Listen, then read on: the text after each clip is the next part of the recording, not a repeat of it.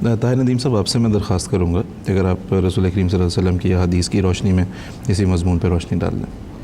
اعوذ باللہ من الشیطان الرجیم، بسم اللہ الرحمن الرحیم۔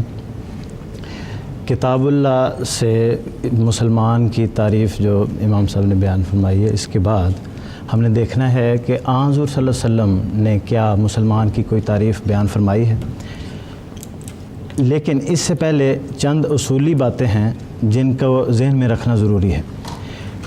ہمیں یہ یاد رکھنا چاہیے کہ کیا آن حضور صلی اللہ علیہ وسلم کے زمانے کے بعد کسی زمانے میں اس مسلمان کی کسی تعریف کو کبھی جائز قرار دیا گیا ہے؟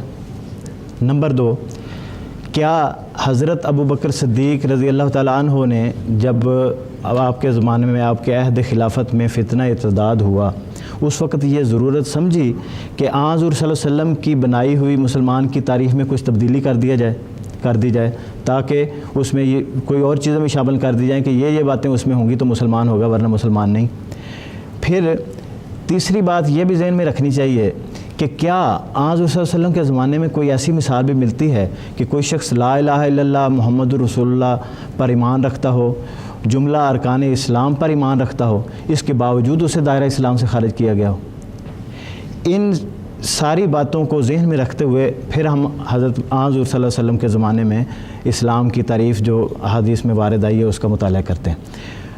اور یہ بھی یاد رکھیں کہ بعد کے زمانے کی کوئی تعریف اس مسلمان کی وہ اس لحاظ سے بھی ویلڈ قرار نہیں پاتی کیونکہ بعد کے زمانے میں تو مسلمانوں کے 73 فرقے ہو گئے اور ہر فرقہ دوسرے فرقے کو کافر قرار دیتا رہا۔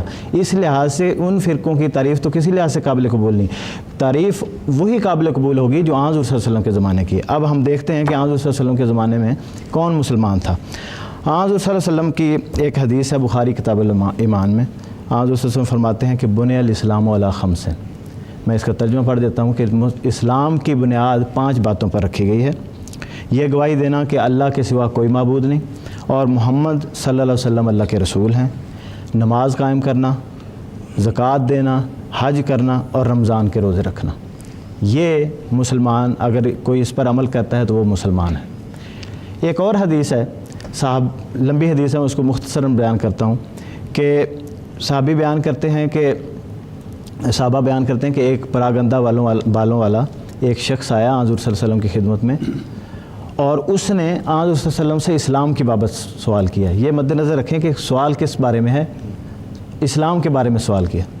اب آن حضور صلی اللہ علیہ وسلم نے اس کو جواب دیا کہ دن رات میں 5 نمازیں فرض ہیں۔ اس نے کہا کیا ان 5 نمازوں کے علاوہ بھی کچھ فرض ہے؟ حضور نے فرمایا کوئی اور فرض نہیں سوائے اس کے کہ تم نفل کے طور پہ ادا کرو۔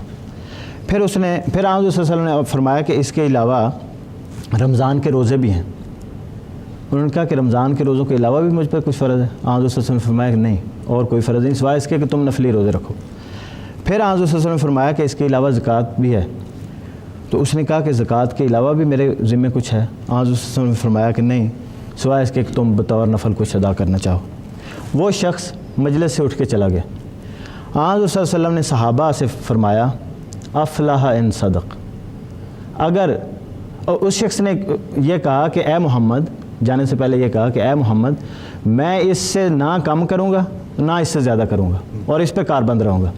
جب وہ اٹھ کے چلا گیا تو آن حضور صلی اللہ علیہ وسلم نے فرمایا افلح ان صدق، کہ اگر یہ اس بات میں سچا ہے کہ یہ ایسے ہی کرے گا جیسا اس نے کہا ہے تو ضرور کامیاب ہو گیا۔ اور دوسری روایت میں ہے کہ دخل الجنہ، اگر اس نے سچ کہا ہے تو جنت میں داخل ہو گیا۔ تو یہ معیار آن حضور صلی اللہ علیہ وسلم نے بیان فرمایا۔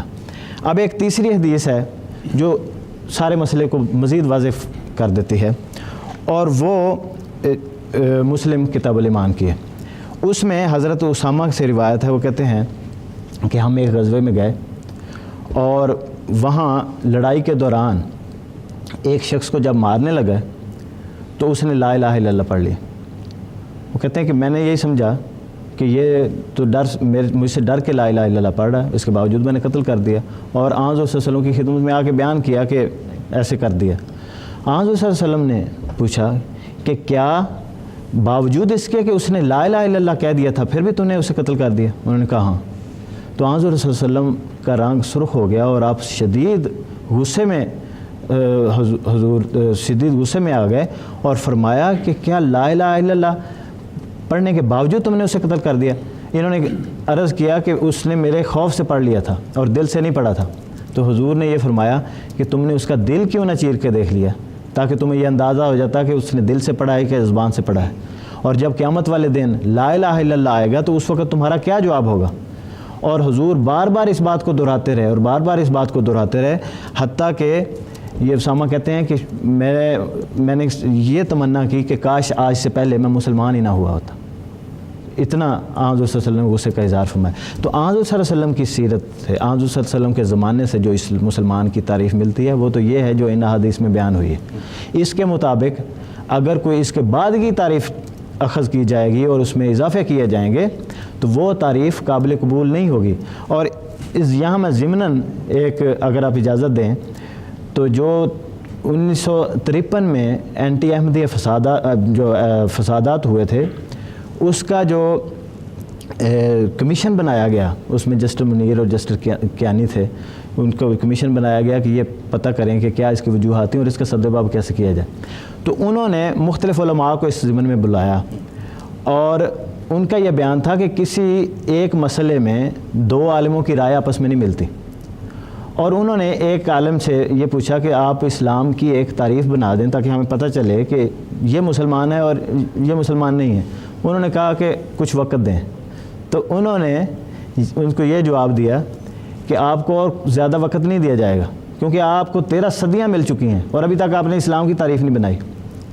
اور بعد میں انہوں نے لکھا کہ حقیقت یہ ہے کہ ان میں سے کسی ایک کی بنائی ہوئی جو تعریف ہے اس سے وہ تو مسلمان رہتا ہے, باقی اس دیگر فرقے سارے اسلام سے خارج ہو جاتے ہیں.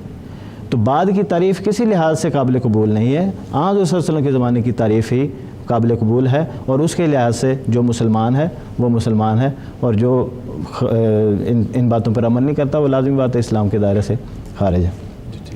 بہت بہت شکریہ.